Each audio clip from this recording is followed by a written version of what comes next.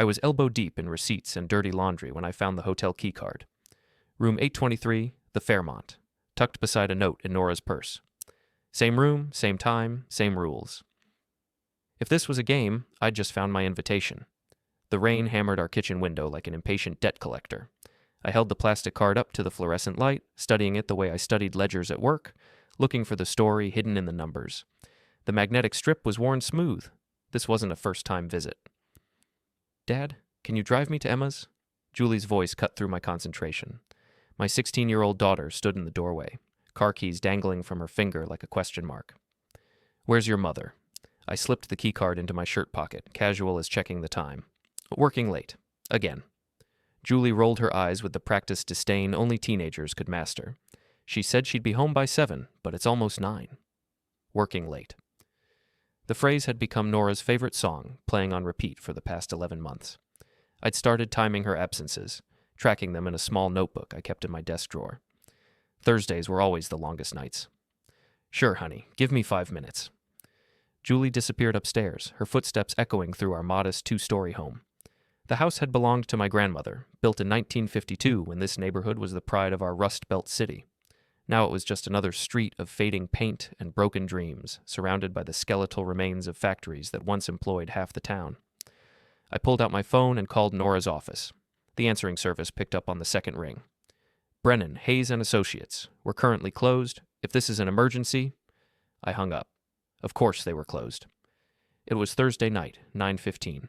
Even the most dedicated attorneys didn't work this late unless they were billing someone else's time. The key card felt warm in my pocket, like a secret trying to escape. I'd suspected for months. Little things at first, new perfume, unexplained receipts, the way she'd started putting her phone face down during dinner. When I'd mentioned my concerns to our marriage counselor, Dr. Patricia Vance, she'd suggested I was projecting my own insecurities onto Nora's professional success. "Reid," she'd said in that calm, therapeutic voice, "sometimes when we feel inadequate in our careers, we imagine threats that don't exist. Nora's partnership track is demanding. Perhaps you should focus on your own professional growth instead of monitoring hers." Professional growth. I was a forensic accountant for the county, tracking financial irregularities and testifying in court cases. I found missing money for a living, but apparently I couldn't find my missing wife. "Ready, Dad?" Julie appeared with her overnight bag, already texting someone on her phone. The drive to Emma's house took 12 minutes. Julie spent 11 of them explaining why her mother was totally stressed and why I needed to cut her some slack. Kids always defended the parent who was never around. It was easier than admitting that parent had checked out. "She's working really hard for that partnership," Julie said as I pulled into Emma's driveway. "Mrs. Patterson said Mom's been putting in crazy hours on some big corporate case." Mrs. Patterson. Nora's best friend Stacy, who lived 3 doors down and somehow knew more about my wife's schedule than I did. Stacy had been feeding Julie information for months, little updates designed to explain away Nora's absences. I'd started thinking of her as Nora's public relations department. "Have a good time, sweetheart?" I kissed Julie's forehead. "Call if you need anything." I waited until she was safely inside before pulling out the hotel key card again. The Fairmont was downtown, a 20-minute drive. I could be there and back before Nora came home from her late night at the office. The forensic accountant in me needed evidence. The husband in me needed answers. The Fairmont's parking garage was dimly lit and nearly empty. I found a spot with a clear view of the elevators and settled in to wait. My grandmother's old Buick wasn't exactly surveillance equipment, but it was reliable and forgettable. 2 qualities that served me well in my professional life. I'd brought a thermos of coffee and a legal pad. If anyone asked, I was working on case notes. The beauty of being an accountant was that people's eyes glazed over the moment you mentioned spreadsheets. At 10:30, a silver BMW pulled into the garage.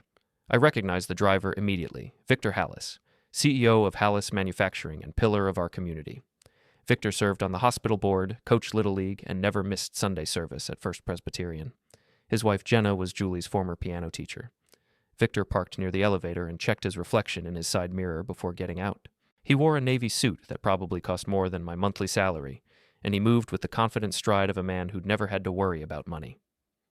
I waited 15 minutes before following him inside. The Fairmont's lobby was all marble and mahogany, the kind of place where business deals were made over expensive whiskey. I kept my distance as Victor approached the front desk, but I was close enough to hear him ask for a key to room 823. Room 823. the same number on the card in my pocket. I bought a newspaper from the gift shop and positioned myself in a leather chair with a clear view of the elevators. At 11:10, the elevator doors opened and Nora stepped out. She looked beautiful. Her auburn hair was pulled back in the professional style she favored for court appearances, and she wore the black dress I'd bought her for our anniversary last year. She moved through the lobby like she belonged there, confident and purposeful. She also looked nothing like a woman who'd been working late at the office. I followed her with my eyes as she walked to the elevator bank and pressed the up button. She didn't stop at the front desk. She didn't need to. She already had a key.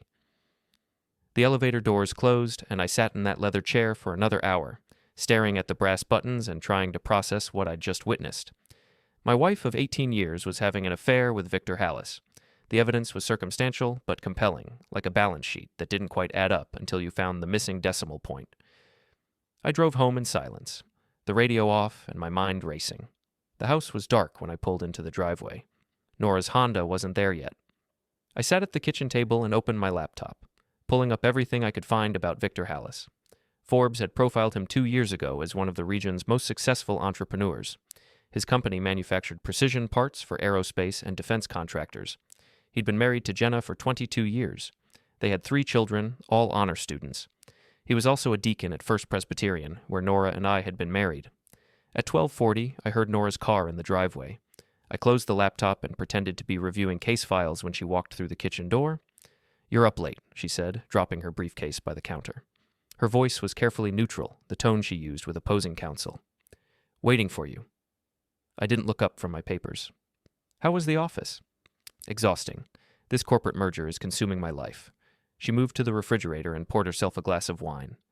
"Did Julie get to Emma's okay?" "Fine. She's worried about you, you know. Says you've been working too hard." Nora's hand paused on the wine glass. "It's temporary. Once we close this deal, things will go back to normal." Normal? I wondered what that word meant anymore. "What kind of deal?" I asked, finally meeting her eyes. "Confidential? You know how these things work?" She took a sip of wine and studied me over the rim of the glass. "You look tired, Reid. Maybe you should get some rest." She was dismissing me. In my own kitchen, with my grandmother's cross-stitch hanging on the wall behind her, my wife was dismissing me like an inconvenient employee. "Good idea," I said, gathering my papers. "Long day tomorrow?" I kissed her cheek before heading upstairs. She smelled like expensive hotel soap and Victor Hallis's cologne. That night, I lay in bed listening to Nora's breathing and planning my next move. The forensic accountant in me needed more evidence. The husband in me needed a strategy. I had both. The next morning, I called in sick and drove to the office supply store. I bought a telephoto lens attachment for my phone, a digital camera with night vision capabilities, and a small notebook for surveillance logs. If Nora wanted to play games, I'd show her how a professional investigator operated. Thursday couldn't come fast enough. The second Thursday, I was ready. I'd positioned myself in the Fairmont's parking garage by 9:30, armed with coffee, patience, and enough surveillance equipment to make a private investigator proud. The telephoto lens turned my smartphone into a decent camera, and I'd practiced using it all week on unsuspecting neighbors walking their dogs. Victor arrived at 10:40, same silver BMW, same navy suit. This time, I was ready when he stepped out of his car. The camera captured him checking his watch, adjusting his tie, and walking toward the elevator with the purposeful stride of a man keeping an appointment. I logged the time in my notebook. 10:41 p.m. Subject A arrives. Nora appeared 20 minutes later. She told me she was working late on depositions, but her black cocktail dress suggested a different kind of testimony. I photographed her walking through the parking garage, entering the hotel, and checking her phone in the lobby. 11:03 p.m. Subject B arrives. Wearing black dress, appears relaxed and familiar with location. I waited in the lobby until midnight, then drove home and pretended to be asleep when Nora slipped into bed at 1:15. She showered before getting under the covers, washing away the evidence of her evening. The third Thursday, I brought a thermos of soup and a folding chair. I was committed now, invested in the outcome like a long-term audit that finally started yielding results. This time I photographed Victor's license plate, Nora's arrival time, and even managed a shot of them together in the hotel lobby. They looked comfortable together, familiar.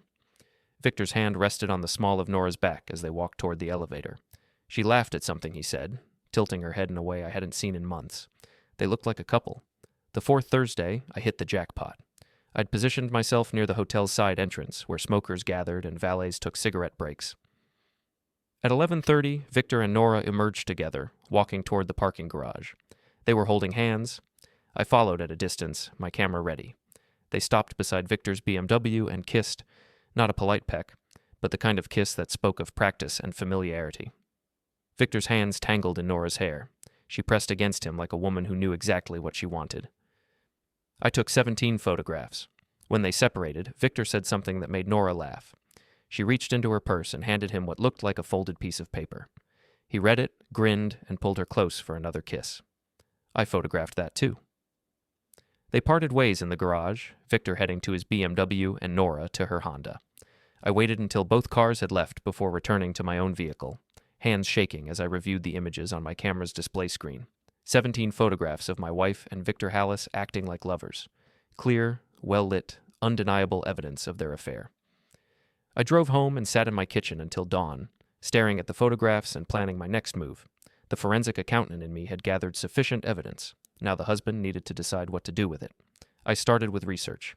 Victor Hallis lived at 1247 Oakwood Drive, in the kind of neighborhood where lawn services came twice a week and property taxes funded excellent schools. His wife Jenna was a former elementary school principal who now volunteered at the Children's Hospital. Their eldest daughter was a sophomore at Northwestern, studying pre-med. Victor served on the boards of 3 nonprofits, donated generously to First Presbyterian Church, and had been featured in the Chamber of Commerce newsletter for his, or SU, commitment to community values.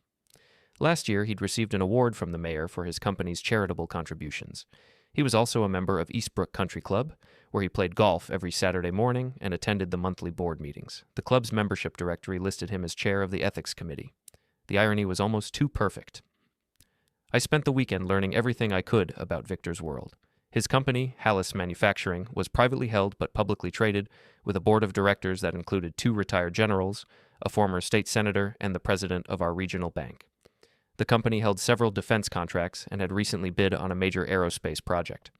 Victor's reputation was his most valuable asset. Without it, his business relationships would crumble, his social standing would evaporate, and his marriage would implode. I was going to destroy all 3. Monday morning, I took a personal day and drove to 5 different post offices across the county. At each location, I mailed a manila envelope containing copies of the photographs.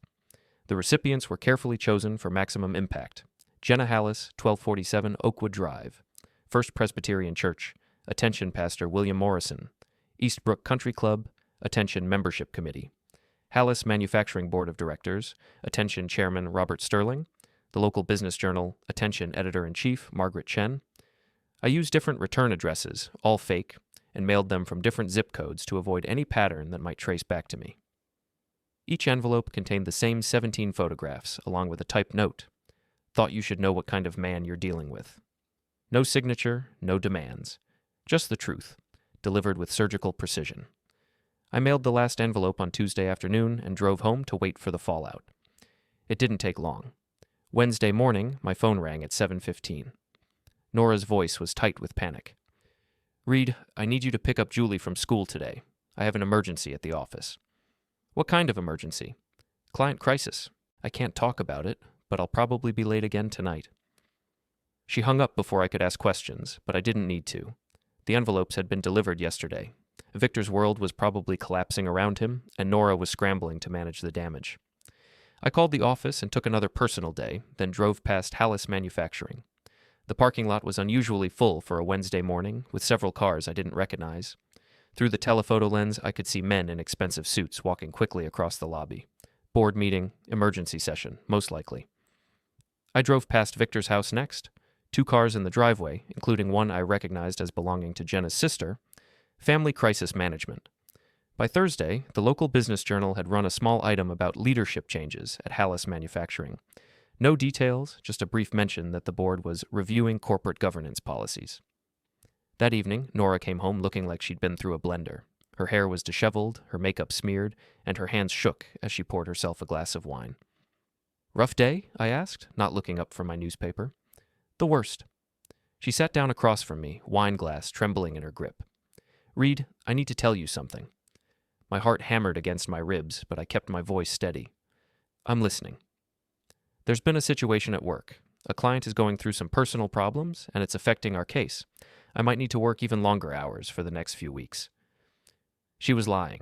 Still lying, even with her world crumbling around her. I almost admired the commitment. "What kind of personal problems?" I asked. "I can't discuss specifics. Attorney-client privilege." She took a large gulp of wine. "But it's bad, Reid. Really bad. This could affect my partnership track." "I'm sorry to hear that." I folded my newspaper and met her eyes. "Is there anything I can do to help?" She stared at me for a long moment, searching my face for something I couldn't identify. Suspicion, maybe, or recognition.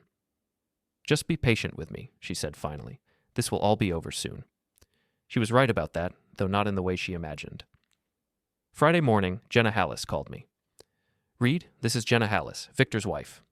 Her voice was steady, but I could hear the strain underneath. "I was wondering if we could meet for coffee. There's something I need to discuss with you." My mouth went dry. "Of course. When would be convenient?" "This afternoon, say 2 o'clock at Brewster's on Main Street?" "I'll be there." I hung up and stared at the phone, my pulse racing. Jenna had received the photographs, she knew about the affair, and now she wanted to meet. The game was entering its next phase. Brewster's Coffee was the kind of place where suburban wives met to discuss book clubs and charity fundraisers. I arrived 15 minutes early and chose a corner table with a clear view of the entrance, my hands wrapped around a cup of coffee I couldn't taste. Jenna Hallis walked in at exactly 2 o'clock, scanning the room with the practiced efficiency of a former school principal. She was smaller than I'd expected, maybe 5'4", with graying brown hair and the kind of quiet dignity that came from years of managing other people's children. She spotted me immediately and walked over, her expression unreadable. "Reid." She sat down across from me without offering to shake hands. "Thank you for meeting me." "Of course." I studied her face, looking for signs of anger or grief, but she kept her emotions locked down tight. "How can I help you?" She reached into her purse and pulled out a manila envelope. My manila envelope with my photographs inside. "These arrived in my mail yesterday," she said, placing the envelope on the table between us. "I assume you know what they are." I nodded. "I'm sorry you had to see them." "Are you?" Her voice was sharp now, cutting through the coffee shop's ambient noise. "Because from where I'm sitting, it looks like you wanted me to see them. You wanted everyone to see them." She was right, of course. I'd wanted maximum exposure, maximum damage. But sitting across from Jenna Hallis, seeing the pain in her eyes despite her controlled expression, I felt a flicker of something that might have been guilt. "How long have you known?" she asked. "About a month. I found a hotel key card in Nora's purse and decided to investigate." "A month?" She laughed, but there was no humor in it. "I've known for 2 years." The words hit me like a physical blow. 2 years? Victor's not as careful as he thinks he is. Different women, different hotels, but always the same pattern. Your wife is just the latest. Jenna's voice was steady, matter of fact. I confronted him about Nora last year. He promised me it was over. But it wasn't. Obviously not. She opened the envelope and pulled out one of the photographs, Victor and Nora kissing in the parking garage. Though I have to say, this one seems more serious than the others. He's never brought them to our hotel before. Our hotel? The phrase made my stomach turn. "Why didn't you leave him?" I asked. Jenna studied the photograph for a long moment before answering. 22 years of marriage. 3 children. A life we built together. She looked up at me. "Why didn't you confront your wife?" "I wanted evidence first. I'm a forensic accountant. I deal in facts, not suspicions." "And now you have facts." She slid the photograph back into the envelope. "What are you planning to do with them?" I'd been asking myself the same question for days. The photographs had served their purpose. Victor's world was crumbling, and Nora was scrambling to manage the fallout. But I wasn't finished yet. "I want them to pay," I said. "Both of them." Jenna nodded slowly. "So do I." We sat in silence for a moment, 2 betrayed spouses planning our next moves. Finally, Jenna reached across the table and touched my hand. "Your wife called me yesterday," she said. "She wanted to meet, to explain herself. She said Victor had told her our marriage was over, that we were separated." "That's not true." "We've never been separated. Victor lies as easily as breathing." Jenna's grip tightened on my hand. "But your wife believed him, or pretended to. She seemed genuinely surprised when I told her we were still very much married." "What did you tell her?" "The truth. That Victor had been cheating for years, and that she was just another in a long line of women who thought they were special." Jenna's smile was cold. She didn't take it well. I could imagine. Nora's entire self-image was built on being exceptional, the smartest lawyer in the room, the most dedicated professional, the woman who could have any man she wanted. Learning that she was just Victor's latest conquest would have shattered that illusion. "There's something else," Jenna continued. "Victor's been suspended from the church board, the country club is reviewing his membership, and this morning the company's board of directors called an emergency meeting." "What kind of meeting?" "The kind where they discuss leadership changes."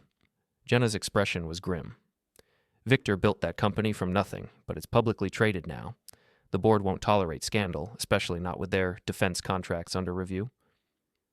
Victor was losing everything: his job, his reputation, his social standing. The photographs had done their work with surgical precision. "What about your marriage?" I asked. "Over." The word was final. Absolute. "I've already contacted a divorce attorney. Victor can keep his secrets and his hotel rooms, but he can't keep me." I admired her strength. After 22 years of marriage and 2 years of knowing about Victor's affairs, Jenna Hallis was finally choosing herself. "What will you do now?" she asked. "I'm not sure yet." That was a lie. I knew exactly what I was going to do, but I wasn't ready to share the details with anyone, even an ally like Jenna. We finished our coffee in comfortable silence, two conspirators planning separate campaigns. When we stood to leave, Jenna touched my arm. "Reid, whatever you're planning, be careful. Men like Victor don't go down quietly. And women like your wife," she paused, searching for the right words, "they'll do anything to protect themselves." I drove home with Jenna's warning echoing in my head. She was right. Nora wouldn't accept defeat gracefully. She'd fight back, and she'd fight dirty. I was counting on it.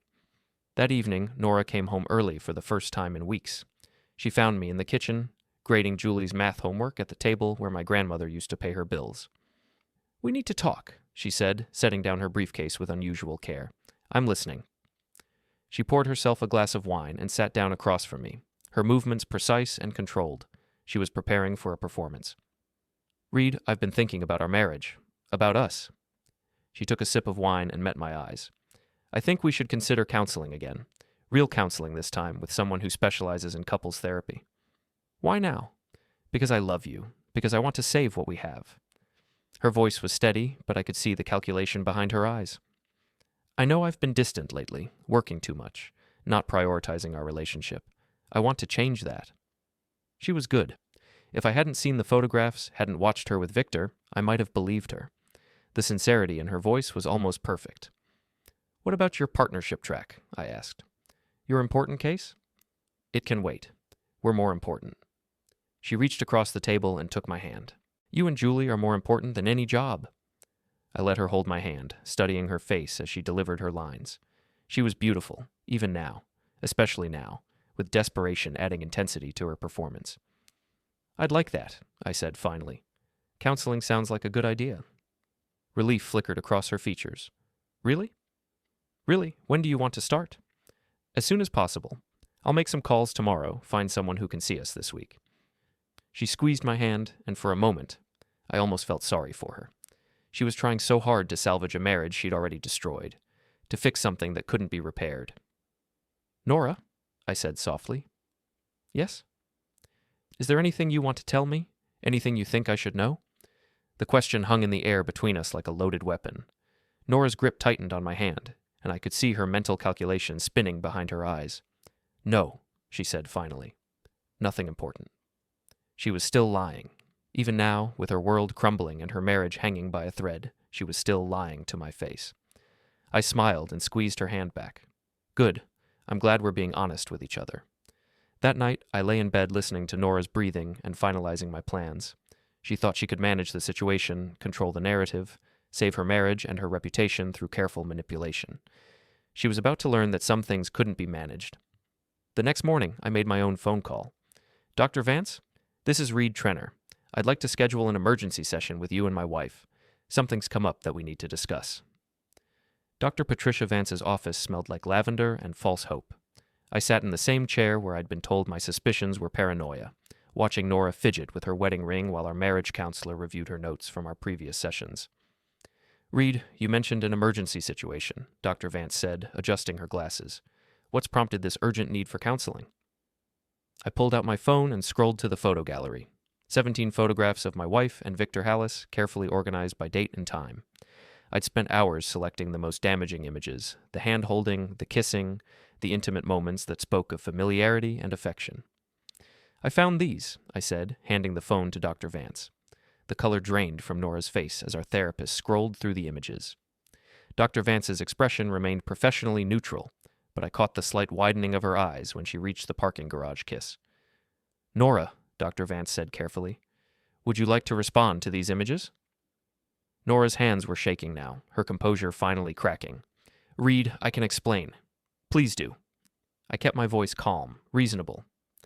Because for the past 11 months, you've been telling me I was paranoid, that my suspicions were a sign of my own inadequacy. It's not what it looks like. It looks like you're having an affair with Victor Hallis. I took my phone back and scrolled to a particularly damning image. This one was taken last Thursday night, around the same time you told me you were working late on depositions. Dr. Vance leaned forward in her chair. Nora, honesty is essential if we're going to move forward. Are you involved in an extramarital relationship? The silence stretched for nearly a minute. I could hear the wall clock ticking, the distant hum of traffic outside, the sound of Nora's careful breathing as she calculated her next move. Yes, she said finally, but it's complicated. Adultery usually is, I replied. Don't be sarcastic, Reid. You don't understand the situation. Then explain it to me. Nora straightened in her chair, shifting into lawyer mode. Victor and I have been working together on a major corporate acquisition. We've been spending a lot of time together, and feelings developed. But it's not just about attraction. He's been mentoring me, helping me navigate the partnership process at my firm. In hotel rooms. We needed privacy to discuss sensitive business matters. The hotel was convenient, neutral territory. Even now, even with photographic evidence of her betrayal, she was trying to spin the narrative. I almost admired the commitment to her craft. What about the kissing? Dr. Vance asked gently. The physical intimacy shown in these photographs? Nora's jaw tightened. Victor is going through a difficult divorce. He needed emotional support, and I provided it. Things got complicated. He's not getting divorced, I said. I spoke with his wife yesterday. They're still very much married. The lie hit Nora like a slap. Her eyes widened, then narrowed as she processed the implications. You spoke with Jenna? She called me after she received her own copies of these photographs. Apparently Victor's been cheating for years. You're just the latest in a long line. That's not true. But her voice lacked conviction now.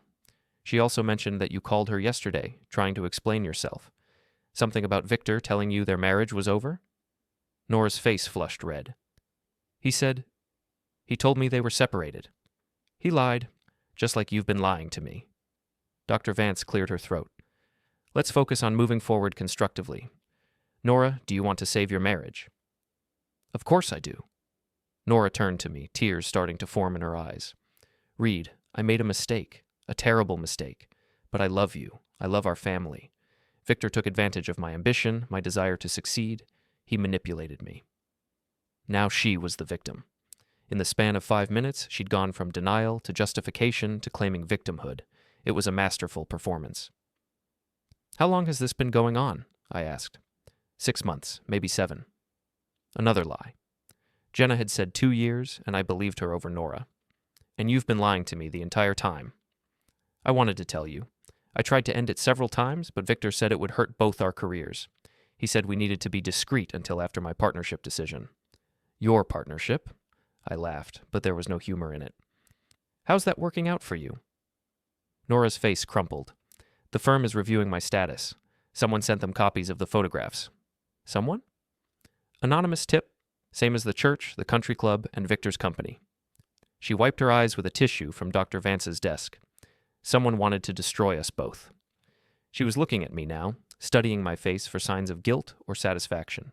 I kept my expression neutral, concerned, but not triumphant. That's terrible, I said. Any idea who would do such a thing? No. But her voice suggested otherwise. Dr. Vance intervened before the conversation could escalate further.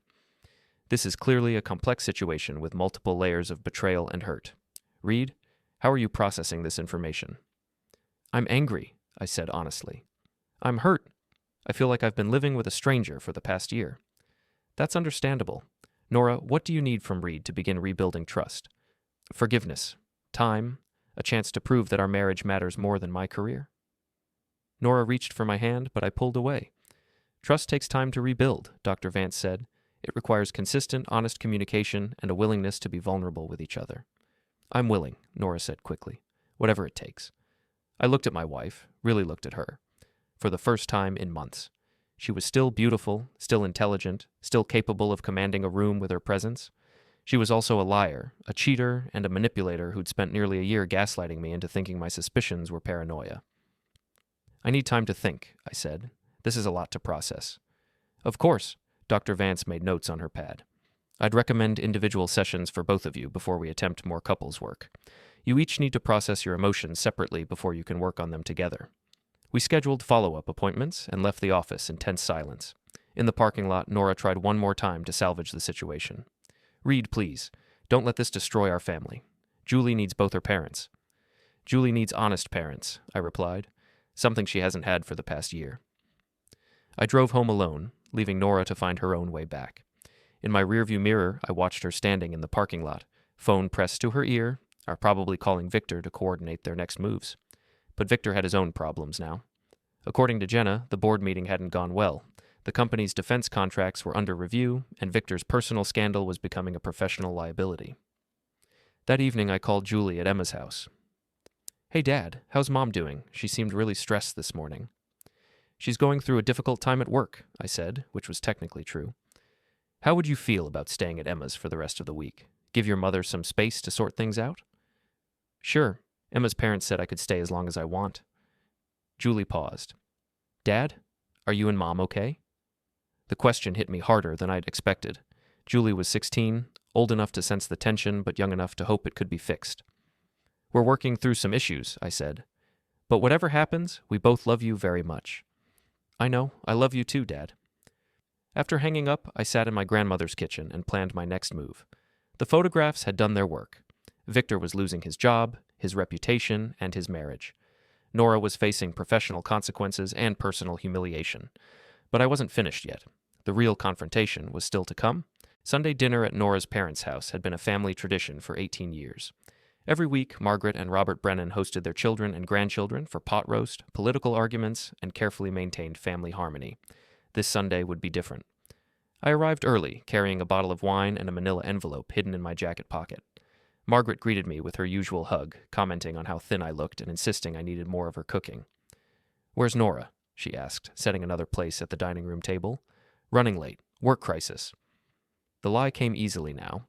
The rest of the family arrived in stages. Nora's brother Michael with his wife and twin boys, her sister Sarah fresh from her latest yoga retreat, and finally Nora herself, looking harried and pale. Sorry I'm late, she said, kissing her mother's cheek. Client emergency. We gathered around the table that had witnessed countless family celebrations, birthdays, holidays, graduations, anniversaries. Robert said grace while I fingered the envelope in my pocket, waiting for the right moment. So, Reid, Michael said, carving the roast. How's the accounting business? Still chasing down financial criminals? Actually, I just closed a big case, I said, accepting a plate of food I wouldn't be able to eat. Adultery investigation. Took months of surveillance, but I finally got the evidence I needed. Nora's fork paused halfway to her mouth. Adultery? Sarah asked. I thought you did corporate fraud. This was personal. A friend asked me to investigate his wife. I pulled out my phone and pretended to check messages. Amazing what people will do when they think no one's watching. Reid, Nora said quietly, maybe we shouldn't discuss work at dinner. You're right. Family time should be about family. I raised my wine glass. Actually, I'd like to propose a toast. The conversation stopped. Everyone raised their glasses, expecting the usual pleasantries about gratitude and togetherness. To honesty, I said, looking directly at Nora, and to the courage it takes to tell the truth, even when it hurts. I drank, then pulled out the manila envelope. Since we're all here together, I thought this would be a good time to share something with the family. I opened the envelope and spread the photographs across the dinner table like a hand of cards. 17 images of Nora and Victor Hallis in various stages of intimacy. The silence was deafening.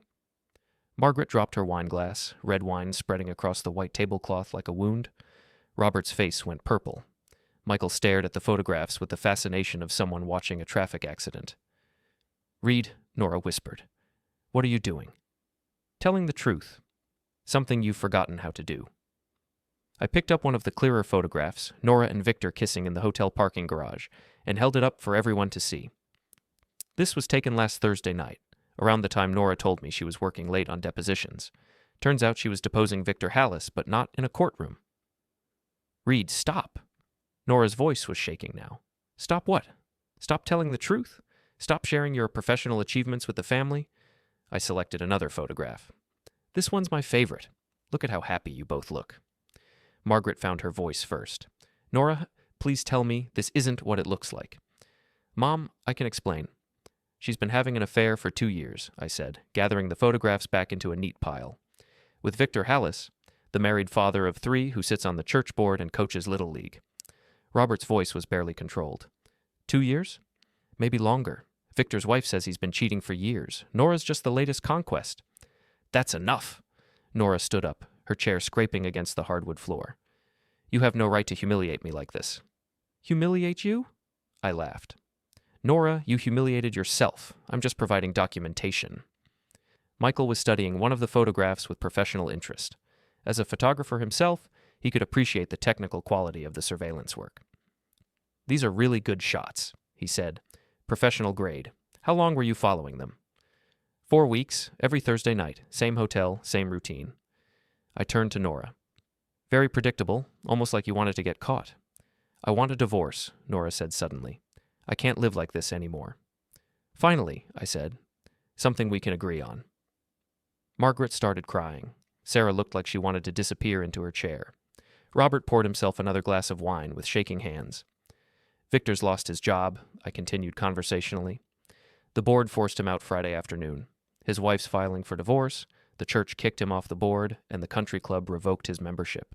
Quite a week for him. You did this, Nora said. You sent those photographs to everyone.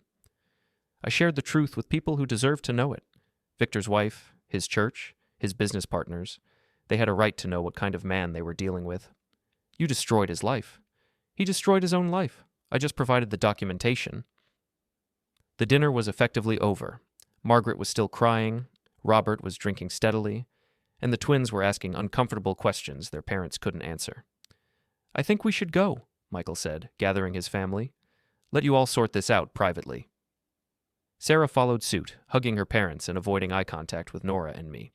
Within 10 minutes, the house was empty except for the 4 of us, Margaret, Robert, Nora, and me. How could you do this to our family? Margaret asked, her voice thick with tears. I didn't do anything to your family, I replied. Your daughter did. Reid's right, Mom, Nora said quietly. This is my fault. I made terrible choices, and now everyone's paying for them. It was the first honest thing she'd said in months. What happens now? Robert asked. Now we get divorced, I said. Nora can pursue her relationship with Victor, assuming he survives his own divorce proceedings. Victor and I are over, Nora said. It ended when I found out he'd been lying to me about his marriage. So you're both liars and cheaters. Perfect match. We left Margaret and Robert's house in separate cars, our 18-year marriage officially over and buried under a pile of surveillance photographs. In my rearview mirror, I could see Nora sitting in her Honda, probably calling her lawyer or her therapist or anyone who might help her salvage something from the aftermath. But some things couldn't be salvaged. Monday morning, I filed for divorce. The petition was straightforward, irreconcilable differences, with adultery cited as the primary cause. I attached copies of the photographs as evidence, along with hotel receipts I'd obtained through a private investigator friend. Nora's law firm had already suspended her pending an internal review. The photographs had made their way through the local legal community like wildfire, destroying her professional reputation along with her marriage. She'd wanted partnership. Instead, she'd gotten public humiliation and professional exile. That afternoon, Victor Hallis called me. We need to talk, he said, his voice tight with barely controlled anger. I don't think we have anything to discuss. You destroyed my life, my marriage, my job, my reputation, everything. You destroyed your own life. I just provided the evidence. Meet me tonight. Brewster's Coffee, 8 o'clock. We're going to settle this. He hung up before I could respond. I arrived at Brewster's 15 minutes early and chose the same corner table where I'd met with Jenna. Victor walked in exactly at 8, looking like a man who'd aged 10 years in 2 weeks. His expensive suit was wrinkled, his hair uncombed, and his eyes held the desperate look of someone with nothing left to lose. You want to destroy me completely? He asked, sitting down across from me. I want you to stay away from my wife. Your wife came to me. She pursued this relationship as much as I did. And you were married, with 3 children and a reputation to protect. I leaned forward. You had everything to lose, and you threw it away for Thursday night hotel meetings. I loved her.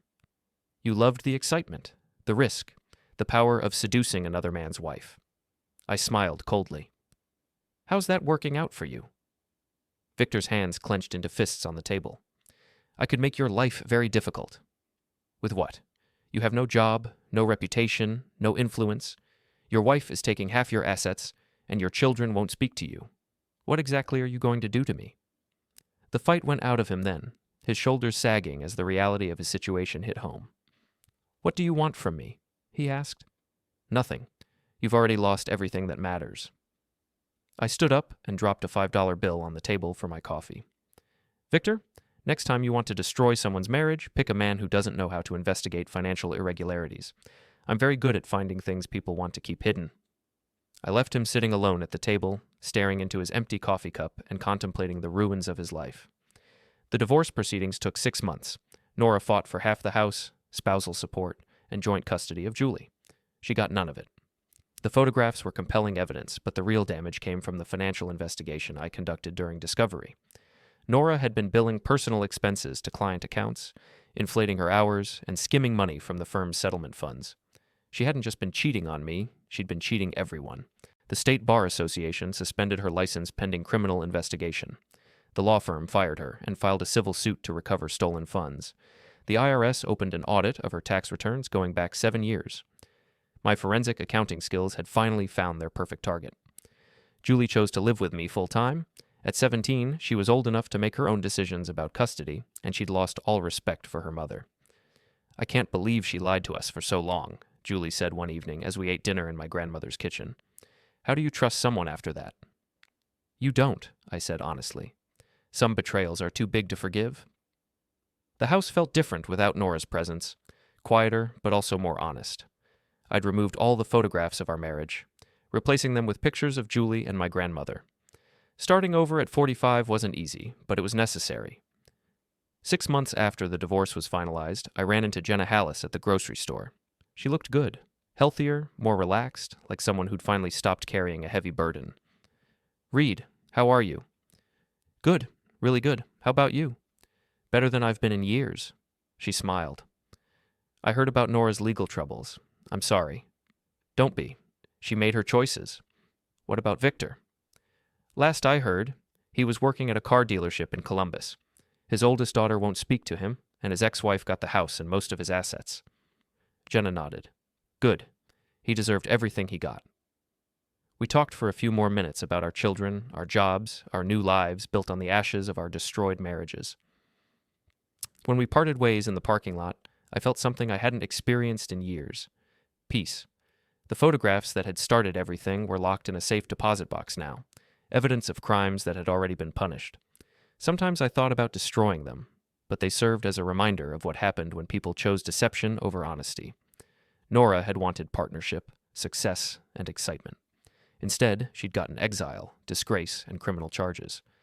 Victor had wanted power, conquest, and secret thrills. Instead, he'd gotten bankruptcy, divorce, and social ostracism. They'd both lost everything that mattered, while I'd gained something more valuable than either of them had ever possessed: the truth. And in the end, the truth was the only thing that really mattered.